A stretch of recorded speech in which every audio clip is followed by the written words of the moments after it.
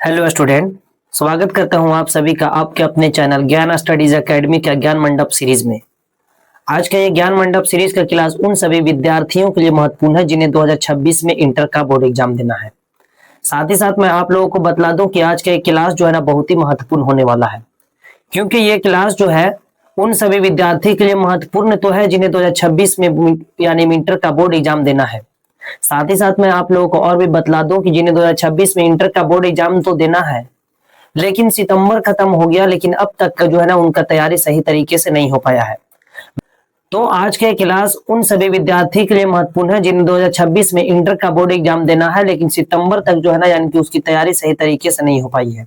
आज का ये जो है यानी कि ज्ञान मंडप सीरीज जो मैं लेकर के आया हूं, इसमें 129 एपिसोड को जो है यानी कि टारगेट किया गया है।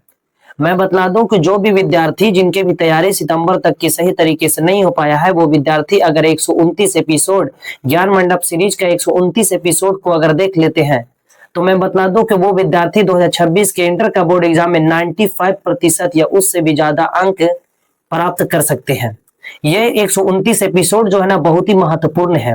इसमें जो है VVI objective, VVI subjective, MCQ और प्रीवियस ईयर सारे क्वेश्चन को जो है कराए जाएंगे। 129 एपिसोड को जो है कह सकते हैं कि उन सभी विद्यार्थी के लिए जो है ना एक सुनहरा है जिन्हें 2026 में इंटर का बोर्ड एग्जाम देना है। तो अगर आप लोग चैनल पे अगर नए हैं तो प्लीज इसे सब्सक्राइब कर दें, और क्लास अगर अच्छा लगेगा तो इसे लाइक जरूर कर दीजिएगा। तो चलिए आज का जो यानी कि लेसन जो लेकर के आए हैं, ये ज्ञान मंडप सीरीज का एपिसोड 1 है। ये एपिसोड 1 को लेकर के आए हैं। तो चलिए बिना समय को बर्बाद किए ही शुरू करते हैं आज के इस सेशन को। पहला प्रश्न है, हड़प्पा सभ्यता में सर्वप्रथम बड़ी संख्या में ईंटें प्राप्त हुई है। क्या 1826 में या 1831 में या 1920 में या 1921 में? कब प्राप्त हुए थे? तो मैं आप लोगों को बतला दूं कि 1 नंबर प्रश्न का ऑप्शन नंबर ए यानी कि 1826 इज द करेक्ट आंसर हो जाएंगे। 1826 option number A correct answer. चलिए देखते हैं दूसरा नंबर प्रश्न को। दूसरा नंबर प्रश्न क्या है? प्रश्न नंबर 2 में कहा जा रहा है कि हड़प्पा सभ्यता का स्वरूप क्या है। हड़प्पा सभ्यता का स्वरूप क्या है? क्या ग्रामीण सभ्यता था, या तो फिर शहरी सभ्यता, या भोजन संग्राहक सभ्यता, या कबीलाई सभ्यता? कैसी सभ्यता थी हड़प्पा सभ्यता? तो ये हड़प्पा सभ्यता जो है ये शहरी सभ्यता थी। शहरी सभ्यता यानी कि नगरीय सभ्यता। मैं बतला दूं हड़प्पा सभ्यता के और भी अगर डिटेल्स की अगर जानकारी प्राप्त करें तो हड़प्पा सभ्यता जो है इसे जो है ना यानी कि सिंधु घाटी सभ्यता है, और उस सिंधु घाटी सभ्यता को जो है ना हड़प्पा नामक स्थान से इसे खोजा गया था, और इसीलिए सिंधु घाटी सभ्यता को हड़प्पा सभ्यता भी कहा जाता है। मैं साथ ही साथ आप लोगों को और भी बतला दूं कि हड़प्पा सभ्यता का खोज दयाराम साहनी ने 1921 में किए थे। 1921 ईस्वी में दयाराम साहनी ने हड़प्पा नामक शहर का जो है ना खोज किए थे। तो 2 नंबर प्रश्न का करेक्ट आंसर क्या हो जाएगा? ऑप्शन नंबर बी शहरी सभ्यता। देखते हैं प्रश्न नंबर 3। प्रश्न नंबर 3 में क्या है? एलोरा के यानी प्रश्न नंबर 3 है, एलोरा के कैलाश मंदिर का निर्माण किस राजवंश ने किया था? क्या चालुक्य राजवंश, या चोल वंश, या पल्लव वंश, या राष्ट्रकूट वंश? किस वंश के द्वारा जो है किया गया था? तो तीसरा नंबर प्रश्न का करेक्ट आंसर हो जाएगा दोस्तों ऑप्शन नंबर डी राष्ट्रकूट वंश is the correct answer. Option number 3 हो जाएंगे, ऑप्शन नंबर डी हो जाएंगे तीसरा नंबर प्रश्न का। चलते हैं प्रश्न नंबर 4 में। आप लोग क्लास में अगर नए हैं तो प्लीज इसे सब्सक्राइब कर दें, और अगर क्लास अच्छा लग रहा है तो इसे लाइक जरूर करिएगा, और क्लास में पूरी तरीके से बने रहिएगा। देखते हैं चौथा नंबर प्रश्न है, हड़प्पा सभ्यता का सबसे बड़ा नगर कौन था? सबसे बड़ा नगर, जुड़वा राजधानी जो है ना हड़प्पा कहा जाता है किसे? मोहनजोदड़ो को। और मोहनजोदड़ो को ही बतला दो कि मृतकों का टीला भी जो है ना यानी कि मृतकों का टीला जो है ना मोहनजोदड़ो को ही कहा जाता है। तो हड़प्पा सभ्यता का सबसे बड़ा नगर भी जो कौन हो जाएगा? तो यानी कि ऑप्शन नंबर ए मोहनजोदड़ो करेक्ट आंसर हो जाएंगे। अगर पूछा जाए कि सिंधु घाटी सभ्यता में महान स्नानागार कहां से प्राप्त हुए हैं, तो इसका भी कही यानी कि करेक्ट आंसर मोहनजोदड़ो ही हो जाएंगे। अगर देखा जाए अभी के समय में कि मोहनजोदड़ो कहाँ है, तो मोहनजोदड़ो अभी जो है ना अभी के समय आधुनिक जो है ये पाकिस्तान में स्थित है, पाकिस्तान में पड़ता है। ठीक है, तो महान स्नानागार के साक्ष्य कहां से मिले? मोहनजोदड़ो को। मोहनजोदड़ो से हड़प्पा सभ्यता का सबसे बड़ा नगर कौन था? तो मोहनजोदड़ो था। चौथा नंबर प्रश्न का करेक्ट आंसर ऑप्शन नंबर ए हो जाएंगे। ठीक है, बढ़ते हैं अगले प्रश्न की ओर। प्रश्न नंबर 5। प्रश्न नंबर 5 है दोस्तों, प्रश्न नंबर 5वां है कि इनमें से किस का संबंध हड़प्पा सभ्यता से नहीं है? क्या कालीबंगा से नहीं है, कालीबंगा का नहीं है, या धौलावीरा, चंदहुदड़ो या अमरावती? तो 5वां नंबर प्रश्न का करेक्ट आंसर क्या हो जाएगा? आप लोग इसका आंसर जो है ना फटाक से यानी कि कमेंट में देने का प्रयास करिए, ठीक है। तो 5वां नंबर प्रश्न का correct answer option number D Amravati is the correct answer हो जाएंगे।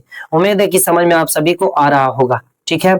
बढ़ते हैं अगले प्रश्न की ओर। प्रश्न नंबर 6, प्रश्न नंबर 6 है सैंधव निवासियों का प्रिय पशु निम्न में से कौन सा था? क्या कुत्ता था, या घोड़ा था, या सांड था, या ऊंट था, क्या था? तो 6ठा नंबर प्रश्न का करेक्ट आंसर हो जाएगा क्या?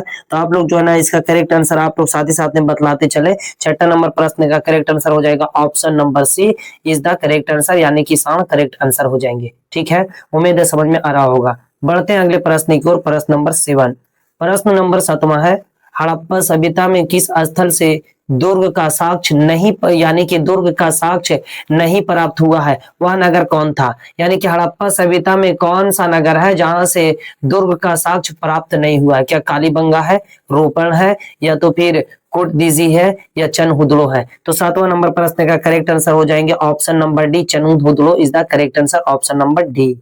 चलिए देखते हैं प्रश्न नंबर 8। प्रश्न नंबर 8वां है सैंधव सभ्यता के उत्खनन में प्राप्त जो है ना अनेक बाटों में सबसे छोटा बाट का वजन कितना था? 10 ग्राम, 12 ग्राम, 13 ग्राम या 13.64 ग्राम? कितने हो जाएंगे? क्या 13.64 ग्राम हो जाएंगे? तो 8वां नंबर प्रश्न का करेक्ट आंसर हो जाएगा ऑप्शन नंबर डी, यानी कि 13.64 ग्राम करेक्ट आंसर हो जाएंगे, ठीक है। Option number D correct answer. देखते हैं प्रश्न नंबर 9। प्रश्न नंबर 9 है, देखेंगे प्रश्न नंबर 9 क्या है? सिंधु सभ्यता से संबंधित कौन सा पुरास्थल गुजरात प्रदेश में स्थित है? सिंधु सभ्यता से संबंधित कौन सा यानी कि स्थल है, कौन सा पुरास्थल है जो कि गुजरात में स्थित है? तो देखेंगे 9वां नंबर प्रश्न का करेक्ट आंसर क्या हो जाएगा? तो 9वां नंबर प्रश्न का करेक्ट आंसर हो जाएगा यानी कि 9वां नंबर प्रश्न का करेक्ट आंसर हो जाएगा ऑप्शन नंबर ए, यानी कि भोगतराव, यानी कि option number A correct answer हो जाएगा, ठीक है। देखते हैं प्रश्न नंबर 10। प्रश्न नंबर 10 है गुजरात राज्य के कच्छ जिले में स्थित स्थल सुरकोटदा, ये इसका जो है ना सर्वप्रथम खोज किसने किया, यानी कि सर्वप्रथम खोज की गई यानी कि किए थे किसने? तो ऑप्शन नंबर 1 जो है यानी कि क्या हो जाएगा? तो यानी कि मोथास रूप वस ने, या तो फिर SR राव ने किया था, या जगबती जोशी ने किया था, या FG मजुमदार ने किए थे। कौन किए थे? तो 10वां नंबर प्रश्न का करेक्ट आंसर हो जाएगा जगबती जोशी, यानी कि option number C correct answer. आपको मैं बतला दूं कि ये जो है ना यानी कि एपिसोड 1 है ज्ञान मंडप सीरीज का। तो इस सीरीज में जो है ना यानी कि आपको जो है यानी कि ये एपिसोड 1 है, और इसमें जो है ना यानी कि आप लोगों का ज्यादा समय नहीं लेंगे, तो आप लोगों को फटाफट जो है यानी कि आज के क्लास को जो है यानी कि आप लोगों तक जो है यानी कि आसानी तरीके से जल्दी से पहुंचाने का प्रयास करेंगे, ठीक है। तो अब देखते हैं प्रश्न नंबर 11। प्रश्न नंबर 11 का यानी प्रश्न नंबर 11 है कि मोहनजोदड़ो नगर बसा हुआ था 20 किलोमीटर के घेरे में, 15 किलोमीटर के घेरे में, 10 किलोमीटर के घेरे में, या 5 किलोमीटर के घेरे में? तो 11 नंबर प्रश्न का करेक्ट आंसर हो जाएगा 20 किलोमीटर के घेरे में, 20 किलोमीटर के घेरे में, यानी कि option number A correct answer हो जाएंगे। प्रश्न नंबर देखते हैं 12। प्रश्न नंबर 12 हड़प्पा लिपि सर्वाधिक साम्य रखती है? खरोष्टी लिपि, ब्राह्मी लिपि, द्रविड़ लिपि, या देवनागरी लिपि? तो देखेंगे प्रश्न नंबर 12 का करेक्ट आंसर क्या हो जाएगा? प्रश्न नंबर 12 का करेक्ट आंसर हो जाएगा ऑप्शन नंबर सी, यानी कि द्रविड़ लिपि is the correct answer, option number C हो जाएंगे। बढ़ते हैं प्रश्न नंबर 13। प्रश्न नंबर 13 है निर्वैज्ञानिकों के मत के अनुसार हड़प्पा सभ्यता के निर्माता थे ऑस्ट्रेलिया यानी कि कौन? तो ऑस्ट्रेलॉइड थे, या प्रोटो ऑस्ट्रेलॉइड थे, या भूमध्य सागरीय थे, या मंगोल थे? कौन थे? तो 13 नंबर प्रश्न का करेक्ट आंसर हो जाएगा ऑप्शन नंबर बी, यानी कि प्रोटो ऑस्ट्रेलॉइड, यानी कि option number B correct answer हो जाएंगे। देखते हैं प्रश्न नंबर 14। प्रश्न नंबर 14 है लेखन कला के अंतर्गत अभिलेख मुख्यतः प्राप्त हुए हैं निम्नलिखित में से ये किस चीज से यानी कि निर्मित था, किस चीज का बना हुआ था? मतलब लेखन कला के अंतर्गत अभिलेख प्राप्त हुए हैं, हड़प्पा सभ्यता से। तो ये जो है जब ये हड़प्पा सभ्यता से जो अभिलेख जो प्राप्त हुए हैं ये किस चीज के बने हुए थे, तो देखेंगे इसका करेक्ट आंसर क्या हो जाएगा। क्या ये जो है यानी कि स्वर्ण से बने थे, स्वर्ण पत्थर से, लौह पत्थर से, तांबा से या सिलखड़ी पत्थर से, किससे बने थे, तो ऑप्शन नंबर डी सिलखड़ी पत्थर से करेक्ट आंसर हो जाएंगे। बढ़ते हैं अगले प्रश्न की ओर। प्रश्न नंबर 15। प्रश्न नंबर 15 है सैंधव स्थलों के उत्खनन के दौरान मोहनजोदड़ो से प्राप्त एक मुद्रा पर यानी कि पुरुषाकृति जो कि यानी कि विमुखी है, उसकी पहचान सर जॉन मार्शल ने निम्नलिखित में से किससे की यानी कि किससे किया है। उसकी पहचान सर जॉन मार्शल ने किससे किया, क्या विष्णु से, इंद्र से, शिव पशुपति से या ब्रह्मा से। तो 15 नंबर प्रश्न का करेक्ट आंसर क्या हो जाएगा। 15 नंबर प्रश्न का correct answer option number C यानी कि Shiva Pashupati, option number C correct answer हो जाएंगे। बढ़ते हैं प्रश्न नंबर 16 की ओर। प्रश्न नंबर 16 है, देखेंगे अगला प्रश्न की ओर। प्रश्न नंबर 16, प्रश्न नंबर 16 है कि सिंधु कालीन भवनों के निर्माण में प्रयोग किया जाता था, क्या कच्ची ईंटों का, पक्की ईंटों का, लकड़ी का या उपर्युक्त में से सभी का प्रयोग किया जाता था। तो 16 नंबर प्रश्न का करेक्ट आंसर हो जाएगा ऑप्शन नंबर बी यानी कि पक्की ईंटों का। मैं बतला दूं कि जो सिंधु घाटी सभ्यता थी ये नगरीय सभ्यता थी। आज के दौर में जिस तरीके से हम लोग देखते हैं कि नगर में जो है ना यानी कि सड़क के किनारे किनारे नाली बने होते हैं, उसी तरीके का निर्माण जो है हड़प्पा सभ्यता में भी देखने को मिले थे। सड़क के किनारे किनारे जो है यानी कि पक्की सड़क बनी हुई थी, वो भी पक्की ईंटों से, और सड़क के किनारे किनारे जो है नालियां बनी हुई थी, और सड़क के किनारे किनारे जो है ना पक्की ईंटों से बड़े यानी कि बड़े बड़े जो है यानी कि मकान भी बने हुए थे। लेकिन कह सकते हैं कि आज के नगर के जैसा जो है ना आज से लगभग 4700 साल पहले जो है वैसे ही यानी कि नगर जो है ना मौजूद था। ठीक है, फिर इसे जो है ना यानी कि सिंधु घाटी सभ्यता जो इसका पतन हो जाता है, इसके पतन के कारण को जो है यानी कि मैं बतला दूं कि इसका पतन का कारण को इतिहासकारों ने यानी कि कई जो है इसके साक्ष्य यानी कि बतलाए हैं। उन्होंने कहा कि शायद जो है यानी कि तूफान आ गया होगा, या तो फिर कहे हैं कि यानी कि ये भी कहें कि तूफान आ गया होगा, या तो फिर जो है कहें कि वो जो है ना सभ्यता में जो है या तो फिर आर्य आक्रमण हो गए होंगे, या तो फिर जो है वहां पास में हरियाली जो है यानी कि खत्म हो गई होगी और इसलिए वहां पास में झुग्गी नुमा घर बनने लगा था और हड़प यानी सिंधु घाटी सभ्यता का पतन हो गया था। ठीक है, तो ये पक्की ईंटों से ऑप्शन नंबर बी 16 नंबर प्रश्न का करेक्ट आंसर हो जाएंगे। बढ़ते हैं प्रश्न नंबर 17 की ओर। प्रश्न नंबर 17 है हड़प्पा काल के लोग उपासना किसकी करते थे, क्या विष्णु की, वरुण की, मातृ देवी की या इंद्र की। तो 17 नंबर प्रश्न का करेक्ट आंसर हो जाएंगे दोस्तों 17 नंबर प्रश्न का ऑप्शन नंबर सी मातृ देवी की इज द करेक्ट आंसर हो जाएंगे। बढ़ते हैं अगले प्रश्न की ओर। प्रश्न नंबर 18। प्रश्न नंबर 18 रखलदास बनर्जी को मोहनजोदड़ो के अवशेष कब मिले थे। तो मोहनजोदड़ो के मैं बतला दूं कि अभी इससे पहले भी बतलाया है, अभी फिर बतला दूं कि हड़प्पा का खोज जो है हड़प्पा का खोज जो है ना सर्वप्रथम 1921 में जो है 1921 में जो है ना यानी कि किसने, तो दयाराम साहनी ने किए थे। और वही मैं बतला दूं कि मोहनजोदड़ो का खोज, तो मोहनजोदड़ो का खोज आर.डी. बनर्जी ने किए थे। आर.डी. बनर्जी का मतलब होता है रखलदास बनर्जी, और उन्होंने इसका खोज जो है कब किए थे, तो 1922 में किए थे। तो देखेंगे 1922 ऑप्शन नंबर सी में है, तो 18 नंबर प्रश्न का correct answer option number C हो जाएंगे। बढ़ते हैं प्रश्न नंबर 19 की ओर। प्रश्न नंबर 19 है सिंधु सभ्यता किसके समकालीन नहीं मानी जाती है। सिंधु सभ्यता किसके समकालीन नहीं मानी जाती है, क्या चीन के समकालीन नहीं मानी जाती है, या मिस्र की सभ्यता की समकालीन, या मेसोपोटामिया सभ्यता की, या क्रीट की सभ्यता की। तो बतलाएंगे 19 नंबर प्रश्न का करेक्ट आंसर हो जाएगा चीन के सभ्यता के समकालीन नहीं माना जाता है, मतलब 19 नंबर प्रश्न का option number A correct answer हो जाएंगे दोस्तों। ठीक है, बढ़ते हैं प्रश्न नंबर 20 यानी कि प्रश्न नंबर 20 की ओर। प्रश्न नंबर 20 में क्या बतलाया जा रहा है, देखेंगे प्रश्न नंबर 20 है ऐसे कहा जा रहा सिंधु सभ्यता के निवासी किस देवी देवता की पूजा नहीं करते थे। क्या ये विष्णु का पूजा नहीं करते थे, प्रकृति देवी का पूजा नहीं करती थे, या पीपल का पेड़ का पूजा नहीं करते थे। तो देखेंगे या तो फिर शिव का पूजा नहीं करते थे। तो 20 नंबर प्रश्न का करेक्ट आंसर क्या हो जाएंगे दोस्तों, तो 20 नंबर प्रश्न का ऑप्शन नंबर ए विष्णु का इज द करेक्ट आंसर हो जाएंगे दोस्तों। ठीक है, उम्मीद है कि आप सभी को समझ में आ रहा होगा। अगर क्लास अच्छा लग रहा है, चैनल पे अगर नए हैं तो इसे सब्सक्राइब कर दें, और क्लास अच्छा लग रहा है तो इसे लाइक जरूर करिएगा। ठीक है दोस्तों, देखेंगे अगले प्रश्न की ओर बढ़ते हैं अगले प्रश्न नंबर 21 में है 21 में सिंधु सभ्यता में हल का प्रमाण मिले हैं, मतलब हल का प्रमाण कहाँ से मिले हैं? सिंधु सभ्यता में। तो देखेंगे सिंधु सभ्यता में हल का प्रमाण कहाँ से मिले हैं? क्या हड़प्पा से मिले, मोहनजोदड़ो से, रोपड़ से या कालीबंगा से? कहाँ से मिले हैं? तो 21 नंबर प्रश्न का करेक्ट आंसर क्या हो जाएगा दोस्तों? 21 नंबर प्रश्न का correct answer Kalibanga is the correct answer, option number D. और कालीबंगा कहाँ है? तो कालीबंगा राजस्थान में है। कहाँ है कालीबंगा? तो कालीबंगा राजस्थान में है। ठीक है, बढ़ते हैं प्रश्न नंबर 22। 22 में हड़प्पा संस्कृति की यानी कि जानकारी कब हुई? क्या 1921 में, 1925 में या 1930 में हुआ था? कब हुआ था? तो देखेंगे क्या 1935 में हुआ था? तो बतला दो कि 22 नंबर प्रश्न का करेक्ट आंसर हो जाएगा ऑप्शन नंबर ए, यानी कि 1921 में। मैं पहले ही बताया हूं कि हड़प्पा का खोज जो है ना दयाराम साहनी ने 1921 में किया था। तो option number A correct answer हो जाएगा 22 का।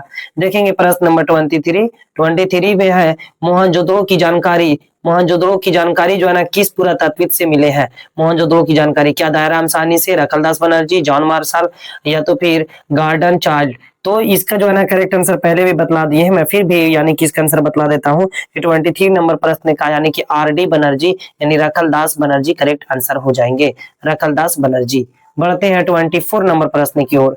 24 नंबर प्रश्न है सिंधु घाटी सभ्यता। देखेंगे दोस्तों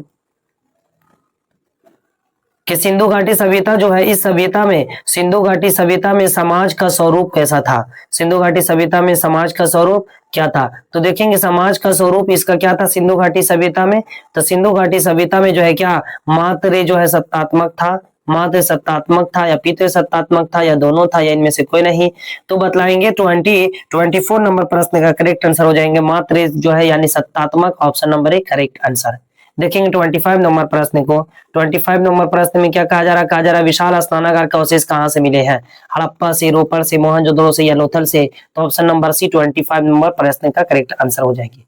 आप लोगों को मतलब दो कि ये सारे प्रश्न को जो है ना आप लोग जरूर से जरूर जो है इसे यानी कि आप लोग जो है यानी कि लिख लीजिएगा और लिख करके इसे पढ़ना है। अब बिना यानी कि अगर आप लोग सोचिएगा कि नहीं पढ़े तो यानी कि बड़ा ही जो है ना मुश्किल हो जाएगा। तो आप लोगों को यानी कि मैं बतला दूं कि आप लोग जो है ना इसे कॉपी में जरूर से जरूर नोट कर लीजिए और इसे याद करिएगा। और याद अगर कर लेते हैं और अगर 129 एपिसोड को आप लोग अगर पूरा देख लेते हैं तो आपको जो है यानी कि मैं यानी कि बतला दूं कि 95 या उससे भी ज्यादा पर यानी कि प्रतिशत अंक लाने से आपको कोई रोक ही नहीं सकता है। तो 26 नंबर पर यानी कि हड़प्पा किस नदी के किनारे है? सिंधु, सतलज, सरस्वती या रावी? तो 26 नंबर प्रश्न का करेक्ट आंसर हो जाएगा रावी नदी के किनारे।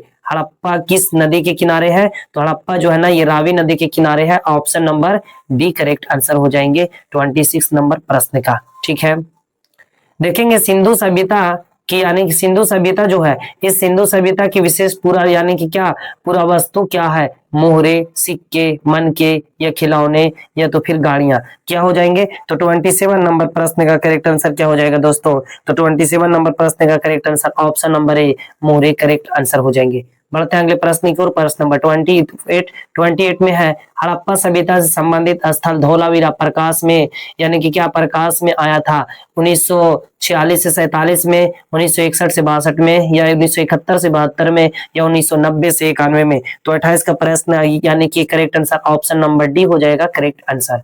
बढ़ते हैं अगले प्रश्न की ओर। प्रश्न नंबर 29 में है हड़प्पा सभ्यता से संबंधित स्थल जो है यानी कुतासी स्थिति यानी स्थित है क्या? तो यानी कि देखेंगे ऑप्शन नंबर ए में क्या है? ऑप्शन नंबर ए क्या राजस्थान में? क्या राजस्थान में या उत्तर प्रदेश में या गुजरात में या कहीं नहीं? तो 29 नंबर प्रश्न का करेक्ट आंसर हो जाएगा ऑप्शन नंबर सी गुजरात में करेक्ट आंसर हो जाएंगे। बढ़ते हैं अगले प्रश्न की ओर। प्रश्न नंबर 30, प्रश्न नंबर 30। प्रश्न नंबर 30 है हड़प्पा सभ्यता के संपूर्ण क्षेत्र का आकार किस प्रकार था? वर्गाकार, त्रिभुजाकार, आयताकार या गोलाकार? तो आप लोग इसका करेक्ट आंसर कमेंट में आप लोग बतलाते हुए चले। मैं बतला दूं कि 30 नंबर प्रश्न का करेक्ट आंसर हो जाएगा ऑप्शन नंबर बी यानी त्रिभुजाकार, option number B correct answer हो जाएंगे। बढ़ते हैं प्रश्न नंबर 31 में जो हड़प्पा किस नदी पर यानी कि अवस्थित है? हड़प्पा किस नदी पर? रावी, सिंधु, भूगवा या सतलज नदी पर? किस नदी पर अवस्थित है? तो 31 नंबर प्रश्न का करेक्ट आंसर हो जाएगा रावी नदी, option number A correct answer हो जाएंगे। बढ़ते हैं प्रश्न नंबर 32। प्रश्न नंबर 32 है सिंधु घाटी के निवासियों को किस धातु का ज्ञान नहीं था? सोना, चांदी, लोहा, तांबा? किसका? तो मैं बतला दूं कि ऑप्शन नंबर सी यानी कि सिंधु घाटी वाले को जो है ना लोहा का ज्ञान थोड़ा सा भी नहीं था लेकिन तांबे का ज्ञान था। ठीक है, तांबे का, सोने का, ये सब का जो है यानी कि ज्ञान था, लेकिन लोहे का ज्ञान नहीं था। तो 32 नंबर प्रश्न का option number C correct answer हो जाएंगे। बढ़ते हैं अगले प्रश्न की ओर। हड़प्पा सभ्यता में विशाल स्नानागार के अवशेष कहाँ से मिले? रोपड़ से, मोहनजोदड़ो, कालीबंगा या लोथल? कहाँ से? तो विशाल स्नानागार का अवशेष जो है ना मोहनजोदड़ो से, option number B correct answer 33 number प्रश्न का। ठीक है, बढ़ते हैं अगले प्रश्न की ओर। लोथल किस नदी के किनारे स्थित है? लोथल किस नदी के किनारे स्थित है? क्या लोथल जो है ये सिंधु नदी के किनारे स्थित है? क्या लोथल सिंधु नदी के किनारे स्थित है, या व्यास नदी, या भोगवा नदी, या रावी नदी? किस नदी के किनारे? तो 34 नंबर प्रश्न का करेक्ट आंसर हो जाएगा ऑप्शन नंबर सी, लोथल जो है ये भोगवा नदी के किनारे स्थित है। बढ़ते हैं प्रश्न नंबर 35। 35 में कहा जा रहा कि हड़प्पा सभ्यता किस युग की सभ्यता थी? हड़प्पा सभ्यता किस युग की सभ्यता थी? क्या वो जो है हड़प्पा सभ्यता जो है लौह युग की थी, कांस्य युग की, या ए एवं बी दोनों की, या इनमें से कोई नहीं? तो देखेंगे 35 नंबर प्रश्न का करेक्ट आंसर क्या हो जाएगा। तो 35 नंबर प्रश्न का करेक्ट आंसर हो जाएगा दोस्तों, 35 नंबर प्रश्न का करेक्ट आंसर हो जाएगा ऑप्शन नंबर बी, कांस्य युग की सभ्यता इज द करेक्ट आंसर हो जाएंगे। Option number B correct answer, कांस्य युग की सभ्यता। बढ़ते हैं अगले प्रश्न की ओर। प्रश्न नंबर 36। प्रश्न नंबर 36 है कि यानी कि इंडिका के लेखक कौन है? इंडिका के लेखक कौन है? तो देखेंगे इंडिका के लेखक क्या कौटिल्य है, मेगास्थनीज है, अल्बिरूनी है, या इनमें से कोई नहीं? तो 36 नंबर प्रश्न का correct answer option number B, Indica के लेखक जो है मेगास्थनीज है। इंडिका के लेखक कौन है? मेगास्थनीज है। ठीक है, 37 नंबर प्रश्न क्या है? 37 धर्म को शुरुआत किसने किया था? चंद्रगुप्त मौर्य ने। अगर देखा जाए धर्म यानी कि धर्म की शुरुआत क्या चंद्रगुप्त मौर्य ने, चंद्रगुप्त विक्रम द्वितीय ने, अशोक ने, या कनिष्क ने? तो मैं बतला दूं कि ये जो है ना अशोक जो है कलिंग के युद्ध जो है कितने वर्षों तक चलता है? तो 4 वर्ष तक चलता है। और इस वर्ष के दौरान जो है ना ये कलिंग के जो है यानी कि राजा और अशोक के बीच में चलता है। और अशोक जो है ना फिर अंत में क्या करते हैं कि ये बौद्ध धर्म को अपना लेते हैं, और उसके बाद ये जो है ना नए धर्म की शुरुआत करते हैं। तो धर्म की शुरुआत किसने किया था? तो अशोक ने। 37 नंबर प्रश्न का correct answer option number C correct answer हो जाएंगे। बढ़ते हैं अगले प्रश्न की ओर। प्रश्न नंबर 38। 38 है, गुप्त काल में कौन चीनी यात्री भारत आया था? इत्सिंग, फहियान, हेवेनसांग, इनमें से कोई नहीं? तो 38 नंबर प्रश्न का करेक्ट आंसर क्या हो जाएगा? Option number B, Fahien correct answer हो जाएंगे। बढ़ते हैं 39 नंबर प्रश्न में। 39 नंबर प्रश्न है कि पुराणों की संख्या कितनी है? पुराणों की संख्या कितनी है? क्या पुराणों की संख्या जो है कितनी है? क्या 16, 18, 19 या 20? तो कितने हो जाएंगे? तो यानी कि 39 नंबर प्रश्न यानी 39 नंबर प्रश्न का करेक्ट आंसर क्या हो जाएगा? आप लोग कमेंट में इसका आंसर फटाफट से बतलाते हुए चले। 39 नंबर प्रश्न का करेक्ट आंसर हो जाएगा ऑप्शन नंबर बी यानी कि 18। कितने? 18। 39 नंबर प्रश्न का करेक्ट आंसर ऑप्शन नंबर यानी कि बी 18 हो जाएंगे। बढ़ते हैं अगले प्रश्न की ओर। प्रश्न नंबर 40। महाभारत की रचना किस भाषा में है? संस्कृत में, पाली में, प्राकृत में, या हिंदी में? तो 40 नंबर प्रश्न का correct answer Sanskrit, option number A is the correct answer हो जाएंगे। 41 नंबर प्रश्न है 41 जो है श्रीमद् भागवत गीता के महत्व पर किसने विचार व्यक्त किया था? महात्मा गांधी, विवेकानंद, बाल गंगाधर तिलक, या इनमें से सभी ने? तो 41 नंबर प्रश्न का करेक्ट आंसर क्या हो जाएगा? ऑप्शन नंबर डी यानी कि इनमें से सभी ने। महात्मा गांधी ने भी, विवेकानंद ने भी, और बाल गंगाधर तिलक ने, इन सभी ने जो है यानी कि किए थे। तो option number D correct answer हो जाएंगे। ठीक है, सभी ने 41 नंबर प्रश्न का। अगले प्रश्न की ओर चलते हैं। प्रश्न नंबर 42। श्वेतांबर और दिगंबर के संबंध किस धर्म से है? बौद्ध धर्म से, जैन धर्म से, ईसाई धर्म से, या इस्लाम धर्म से? तो मतलब दो श्वेतांबर और दिगंबर का संबंध जो है ना ये जैन धर्म से है। Option number B correct answer हो जाएंगे। बढ़ते हैं अगले प्रश्न की ओर। प्रश्न नंबर 43 महावीर ने पार्श्वनाथ के सिद्धांत में नया सिद्धांत क्या जोड़ा? अहिंसा, ब्रह्मचर्य, सत्य, या तो फिर अपरिग्रह है? तो 43 नंबर प्रश्न का करेक्ट आंसर क्या हो जाएगा? ऑप्शन नंबर बी यानी कि ब्रह्मचर्य, option number B correct answer हो जाएंगे। बढ़ते हैं 44 नंबर प्रश्न की ओर। 44 है, आईने अकबरी के लेखक कौन? आईने अकबरी के लेखक कौन? क्या आईने अकबरी के लेखक कौन है? क्या हुमायूं है, अकबर है, अबुल फजल है? क्या हुमायूं, अकबर, अबुल फजल, या फैजी है? तो 44 नंबर प्रश्न का करेक्ट आंसर हो जाएगा option number C, Abul Fazl is the correct answer. Ain Akbari के लेखक हैं। अकबर के आदेश को, अकबर के शासनकाल को, अकबर के पूर्वज के बारे में इन्होंने जो है ना आईने अकबरी को लिखे हैं। ठीक है, किसने? तो अबुल फजल ने। Option number C correct answer हो जाएंगे 44 नंबर प्रश्न का। देखते हैं 45।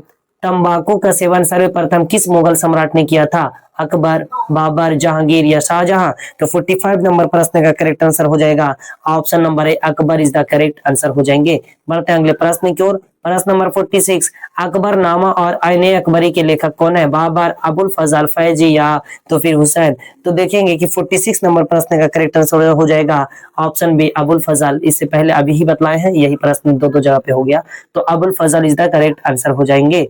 देखेंगे अगले प्रश्न की ओर। प्रश्न नंबर 47, अकबर का प्रधान मुगल शासक कौन था? बाबर, अकबर, शेर शाह सूरी या बलबन? तो 47 नंबर प्रश्न का correct answer option number A is the correct answer हो जाएंगे अकबर। अकबर का यानी कि प्रधान मुगल शासक कौन थे? तो बाबर थे। 47 नंबर प्रश्न का करेक्ट आंसर ऑप्शन नंबर ए हो जाएंगे। बढ़ते हैं अगले प्रश्न की ओर। प्रश्न नंबर 48 में है कि जयपुर जो है ना, जयपुर सीकरी यानी कि जयपुर सीकरी को किसने राजधानी बनाया था? फतेहपुर सीकरी, ये फतेहपुर हो गया पास में, फतेहपुर सीकरी को जो है ना किसने राजधानी बनाया था? बाबर, अकबर, जहांगीर या शाहजहां? तो इसका करेक्ट आंसर क्या हो जाएगा 48 नंबर प्रश्न का ऑप्शन नंबर बी, यानी कि Babur is the correct answer हो जाएंगे। बढ़ते हैं अगले प्रश्न की ओर। प्रश्न नंबर 49, अकबर ने दीन इलाही कब प्रारंभ किया? अकबर ने दीन इलाही कब चलाया? 1582, 1583, 1584, 1585? वेरी वेरी जो है ना सब इंपॉर्टेंट प्रश्न है, इसलिए जो है ना आप लोग इसे जो है ना जरूर से जरूर जो है यानी कि नोट डाउन करते हुए चलिएगा, ताकि आप लोगों को जो है ना 95% अंक जो है ना जरूर से जरूर प्राप्त हो सके। ठीक है, तो आप लोगों को इसे याद करना भी बहुत ज्यादा जरूरी है। जितना जरूरी क्लास देखना उतना जरूरी याद करना और लिखना भी जरूरी है। प्रैक्टिस करना सबसे ज्यादा जरूरी है। तो आप लोगों को मैं ये जो है ना क्लास को इसलिए लेकर आ रहा हूँ एपिसोड बाय, कि आपको जो है ना यानी कि इसका प्रैक्टिस साथ ही साथ में होते हुए चले। 49 नंबर प्रश्न का करेक्ट आंसर हो जाएगा 1500 यानी कि 85, option number D correct answer हो जाएंगे। बढ़ते हैं अगले प्रश्न की ओर। प्रश्न नंबर 50, औरंगजेब ने अपने जीवन का अंतिम भाग यानी कि अंतिम भाग बिताया पश्चिम भारत में, उत्तर भारत में, पूर्व भारत में या दक्षिण भारत में? तो 50 नंबर प्रश्न का करेक्ट आंसर दक्षिण Bharat, option number D correct answer हो जाएंगे। बढ़ते हैं अगले प्रश्न की ओर। प्रश्न नंबर 51 है, रूस में भारत के विद्या का जनक किसे कहा जाता है? Nicolo Conti, GS Lebedev, Karl Marx, इनमें से कोई नहीं? तो 51 नंबर प्रश्न का option number C correct answer हो जाएंगे कार्ल मार्क्स। देखते हैं अगले प्रश्न की ओर चलते हैं। प्रश्न नंबर 52, इन सभी में किस ब्राह्मण यानी कि ब्राह्मण का संबंध है?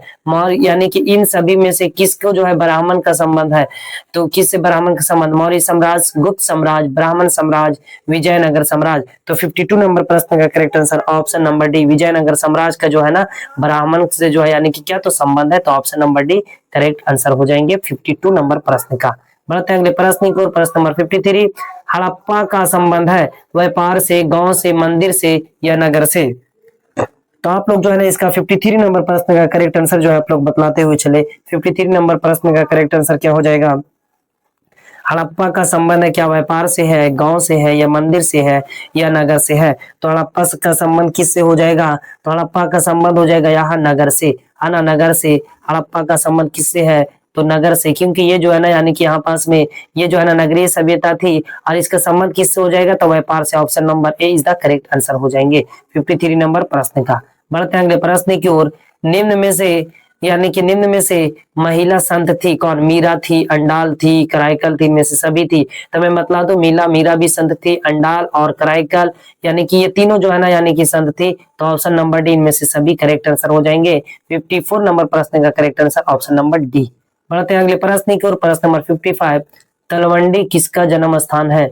कबीर, रैदास, मीरा या गुरु नानक? तो 55 नंबर प्रश्न का करेक्ट आंसर क्या हो जाएगा? तो 55 नंबर प्रश्न का आप लोग जो है यानी कि इसका आंसर यानी कमेंट में साथ ही साथ जो है ना बतलाते हुए चले। 55 नंबर प्रश्न का correct answer option number D यानी कि गुरु नानक। तलवंडी किसका जन्म स्थान है? गुरु नानक का। वेरी वेरी इंपॉर्टेंट है ये सब। ठीक है, तो आप लोग जो है ना इसे याद करते हुए जरूरी हुई चलिएगा और नोट डाउन करते हुए चलिएगा। ठीक है, बढ़ते हैं अगले प्रश्न की ओर। प्रश्न नंबर 56, मोहनजोदड़ो किस लिपि को दर्शाता है?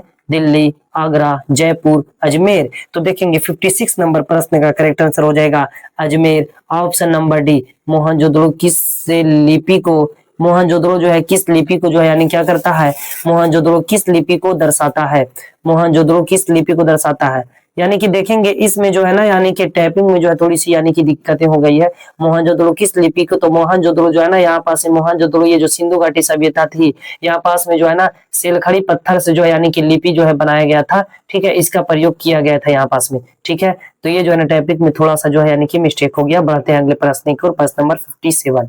57 है, निजामुद्दीन औलिया। निजामुद्दीन औलिया किस सूफी सिलसिले से संबंधित है? चिश्ती, या तो फिर जो है सोहरावर्दी, या कादरी, या इनमें से कोई नहीं। तो 57 नंबर प्रश्न का करेक्ट आंसर हो जाएगा ऑप्शन नंबर, यानी कि 57 नंबर प्रश्न का क्या हो जाएगा? निजामुद्दीन औलिया किससे थे? तो चिश्ती से। Option number A is the correct answer हो जाएंगे निजामुद्दीन औलिया का। ठीक है, निजामुद्दीन औलिया किस सूफी सिलसिले से संबंधित है? तो चिश्ती से। Option number A correct answer हो जाएंगे 50 नंबर 7 प्रश्न का। ठीक है दोस्तों, बढ़ते हैं अगले प्रश्न की ओर। प्रश्न नंबर 58, इब्न बतूता ने अपनी यात्रा का विवरण किस भाषा में लिखा है? अरबी में, फारसी में, उर्दू में, या अंग्रेजी में?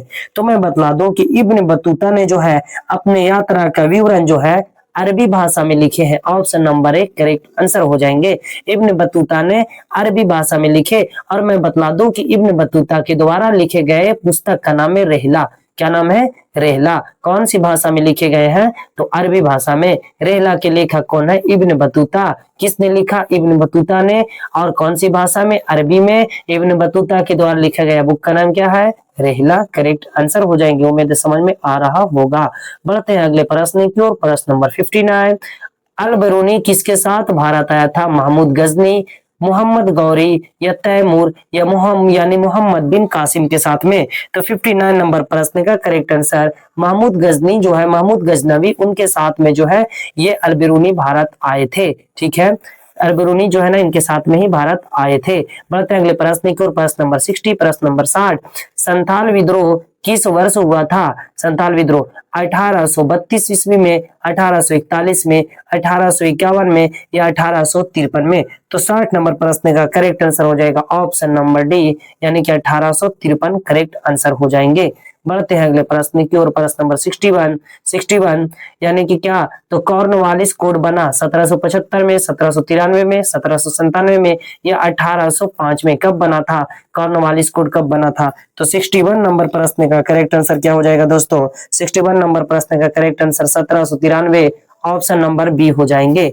बढ़ते हैं अगले प्रश्न की ओर, अगले प्रश्न की ओर, प्रश्न नंबर 62। प्रश्न नंबर 62 में क्या है कि प्रश्न नंबर 62 में है, महलवाड़ी बंदोबस्त किसके द्वारा लागू किया गया? मार्टिन बर्ड, रीड के द्वारा, मुनरो के द्वारा, या बुकानन के द्वारा? तो देखेंगे प्रश्न नंबर 62 का करेक्ट आंसर क्या हो जाएगा? Option number A is the correct answer हो जाएंगे दोस्तों। वेरी वेरी इंपॉर्टेंट है। ठीक है, बढ़ते हैं अगले प्रश्न की ओर, प्रश्न नंबर 63। प्रश्न नंबर 63 में है, पटना में 1857 के विद्रोह का नेतृत्व किसने किया था? पटना में 1857 की क्रांति का विद्रोह किसने किया था? पीर अली ने, वाजिद अली ने, कुंवर सिंह ने, या इनमें से कोई नहीं? तो 63 नंबर प्रश्न का करेक्ट आंसर हो जाएगा Kunwar Singh. Option number A is the correct answer हो जाएंगे। बढ़ते हैं अगले प्रश्न की ओर, प्रश्न नंबर 64। 1857 के विद्रोह का तत्कालिक कारण क्या था? सती प्रथा का अंत, व्यापक का सिद्धांत, या तो फिर जो है चर्बी वाले कारतूस, और इनमें से कोई नहीं? तो ऑप्शन नंबर 64 का correct answer option number C, चर्बी वाले कारतूस इज द करेक्ट आंसर हो जाएंगे दोस्तों। बढ़ते हैं अगले प्रश्न की ओर, प्रश्न नंबर 65। द ग्रेट रिवोल्ट नामक पुस्तक के लेखक कौन है? क्या यानी कि इसका लेखक कौन है? पट्टी भीसी तारा मैया है, या अशोक मेहता है, या जेम्स जो है यानी कि ऑटरम है, या यानी कि रॉबर्ट्स है? तो देखेंगे 65 नंबर प्रश्न का करेक्ट आंसर हो जाएगा option number B, Ashok Mehta is the correct answer हो जाएंगे। बढ़ते हैं अगले प्रश्न की ओर, प्रश्न नंबर 66। प्रश्न नंबर 66 है, पुर्तगालियों ने गोवा पर कब अधिकार किया था? 1515 में, 1512 में, 1510 में, या 1509 में? तो 66 नंबर प्रश्न का करेक्ट आंसर हो जाएगा option number C, 1510 is the correct answer हो जाएंगे दोस्तों। बढ़ते हैं अगले प्रश्न की ओर, प्रश्न नंबर 67। भारत में आने वाला प्रथम पुर्तगाली कौन था? कोलंबस, या तो फिर जो है ऋषि यानी कि रिसोडी या तो फिर वास्को डी गामा या इनमें से कोई नहीं। तो 67 नंबर प्रश्न का जो है यानी कि करेक्ट आंसर क्या हो जाएंगे, वास्को डी गामा। वही जो है यानी कि भारत आने वाले प्रथम पुर्तगाली व्यापारी थे जो कि आए थे। अगर पूछा जाए दोस्तों, मैं बतला दूं कि वेरी वेरी इंपॉर्टेंट होने वाला है ये, और मैं बतला दूं अगर पूछा जाए कि वास्को डी गामा पुर्तगाली यात्री भारत कब आए थे, तो कहेंगे 1498 में आए थे, है ना। कहाँ आए थे, तो मैं बता दूं कहाँ की अगर बात किया जाए तो ये आए थे केरल। और केरल के कौन सी बंदरगाह पर आए थे, तो मैं बतला दूं दोस्तों कि केरल में जो है ना एक बंदरगाह है, और उस बंदरगाह यानी कि केरल के यानी कि बंदरगाह का नाम था कालीकट, और उसी कालीकट के बंदरगाह पर जो है ये वास्को डी गामा पहली बार जो है भारत आए थे, और ये समुद्र के रास्ते से होते हुए भारत में पहुंचे थे।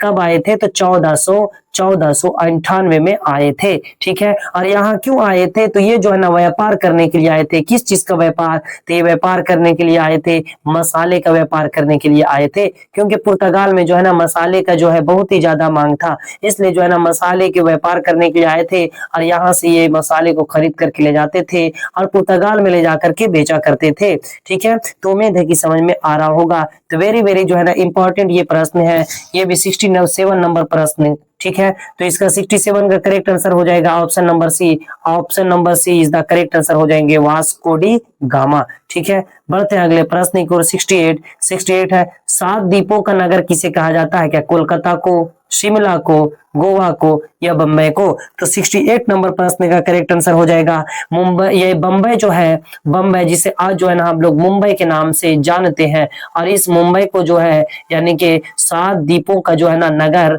7 द्वीपों का नगर इसी को कहा जाता है। स्टार लगाइएगा इसमें, बहुत ही करी यानी कि इंपॉर्टेंट प्रश्न है, VBI ऑब्जेक्टिव प्रश्न है, ठीक है। बढ़ते हैं अगले प्रश्न की ओर। प्रश्न नंबर देखेंगे 69, प्रश्न नंबर 69, गेटवे ऑफ इंडिया किस शहर में स्थित है, क्या ये बम्बई में है, मद्रास में है, दिल्ली में है या कोलकाता में है। तो 69 नंबर प्रश्न का करेक्ट आंसर हो जाएगा गेटवे ऑफ इंडिया जो है ये बम्बई में स्थित है, यानी कि option number A correct answer हो जाएंगे। गेटवे ऑफ इंडिया कहाँ है, तो ये गेटवे ऑफ इंडिया जो है ना ये बम्बई में है। और मैं आप लोगों को एक सवाल देता हूँ, इसका जो है ना आप लोग उत्तर जो है कमेंट में दीजिएगा। मैं पूछता हूँ आपसे कि इंडिया गेट कहाँ है, इंडिया गेट कहाँ, आपका ये सवाल है। आप इसका जो है यानी करेक्ट आंसर को कमेंट में जरूर दीजिएगा। बढ़ते हैं अगले प्रश्न की ओर।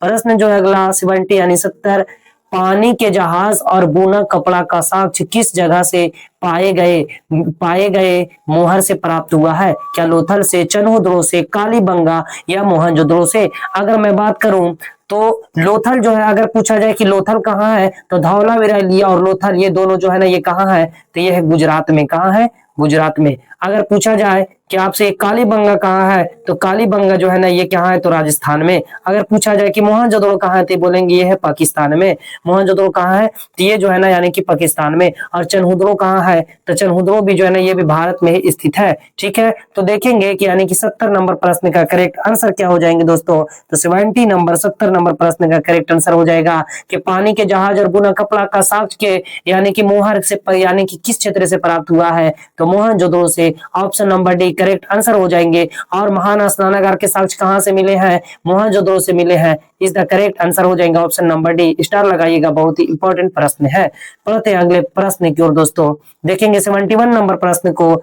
भोगवा नदी के किनारे निम्न में से कौन सा स्थल है, क्या रंगपुर है, लोथल है या तो फिर सोरकोडा है या तो फिर रोपर है। देखेंगे क्या रोपन है, रंगपुर है, लोथल है, सोरकोडा दूर है या तो फिर रोपर है। तो 71 नंबर प्रश्न का करेक्ट आंसर क्या हो जाएगा, 71 नंबर प्रश्न का करेक्ट आंसर मैं बता दूं कि भोगवा नदी के किनारे अगर बात करें तो भोगवा नदी के किनारे लोथल है, भोगवा नदी के किनारे लोथल है। अगर पूछा जाए कि हड़प्पा किस नदी के किनारे है, तो बताएंगे हड़प्पा जो है ना ये रावी नदी के किनारे है। अगर पूछा जाए मोहनजोदड़ो किस नदी के किनारे है, तो मोहनजोदड़ो जो है ना ये सिंधु नदी के किनारे है। मोहनजोदड़ो किस नदी के किनारे, सिंधु नदी के किनारे है। अगर पूछा जाए कि मोहनजोदड़ो किस भाषा का शब्द है, तो बोलेंगे मोहनजोदड़ो जो है ये सिंधी भाषा का शब्द है।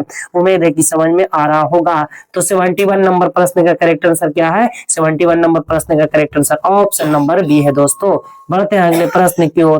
प्रश्न नंबर 72, 72 है हड़प्पा की खोज किसने किया? राखल दास बनर्जी, दयाराम साहनी, डॉक्टर मार्शल या तो फिर हीलर ने किया था। तो हड़प्पा की खोज की अगर बात करें तो हड़प्पा का खोज जो है ना यानी कि किसने किया था?